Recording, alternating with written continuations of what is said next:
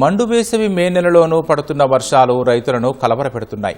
యాసంగి పంట కోసి కల్లాల్లో మార్కెట్ యార్డులు ఐకేపీ కేంద్రాల్లో ఉంచి కర్షకులకు వరుణుడు కంటి మీద కునుకు లేకుండా చేస్తున్నాడు.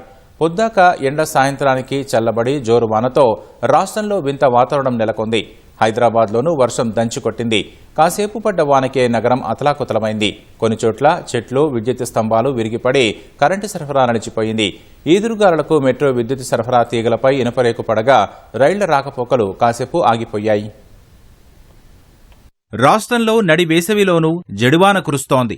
ఆరుగాలం శ్రమించి పంట చేతికొచ్చే సమయంలో అకాల వర్షాలు అన్నదాతలకు గుబులు పుట్టిస్తున్నాయి. నిజామాబాద్ జిల్లా వ్యాప్తంగా ఈదురుగాలులతో కూడిన వాన పడింది. డిచ్పల్లి, సిరికొండ, ఇందల్వాయి, ధర్పల్లి మండలాల్లో కొనుగోలు కేంద్రాల్లో ధాన్యం తడిసిపోయింది.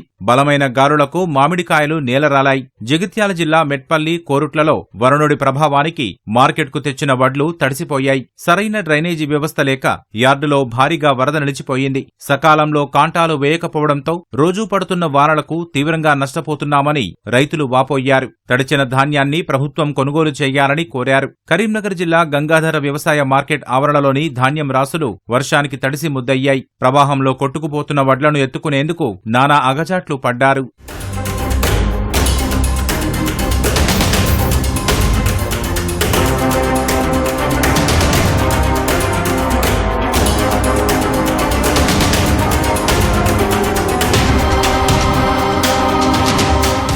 సిద్దిపేట జిల్లా దుబ్బాక నియోజకవర్గంలో అకాల వర్షాలకు దెబ్బతిన్న పంటలను ఎమ్మెల్యే కొత్త ప్రభాకర్ రెడ్డి పరిశీలించారు. వడగళ్ల వానలతో నష్టపోయిన రైతులను ప్రభుత్వం ఆదుకొని పరిహారం అందించాలని విజ్ఞప్తి చేశారు. సిద్దిపేట జిల్లా అక్కన్నపేటలో ఈదురుగాలులకు నేలరాలిన మామిడి తోటలను కలెక్టర్ మను చౌదరి పరిశీలించారు. పంట నష్టాన్ని పరిశీలించి నివేదిక సమర్పించాలని వ్యవసాయ, ఉద్యాన శాఖ అధికారులను ఆదేశించారు. ప్రభుత్వం నుంచి పరిహారం అందించేలా ప్రయత్నం చేస్తామని బాధిత రైతులకు భరోసా ఇచ్చారు.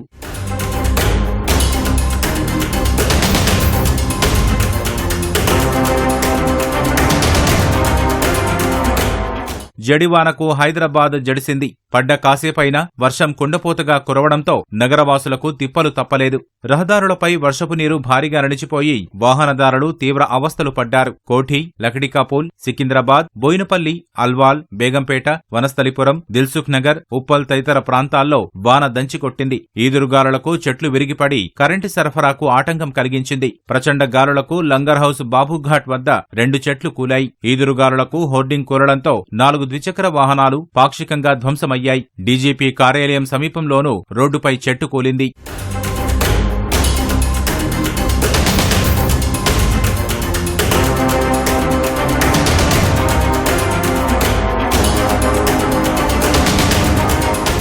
భారీ ఎదురుగాలులతో మెట్రో రైల్ రాకపోకలకు సాంకేతిక సమస్యలు ఎదురయ్యాయి. వర్షం, గాలులకు ఖైరతాబాద్ సమీప భవనంపై నుంచి ఇనుపరేకు మెట్రో విద్యుత్ తీగలపై పడింది. ఫలితంగా ఖైరతాబాద్ ఎర్రమంజిల్ మార్గంలో మెట్రో రైళ్ల రాకపోకలు అరగంట పాటు నిలిచిపోయాయి. అప్పటికే టికెట్ తీసుకున్న ప్రయాణికులకు డబ్బులు తిరిగి ఇచ్చినట్లు మెట్రో సిబ్బంది తెలిపారు.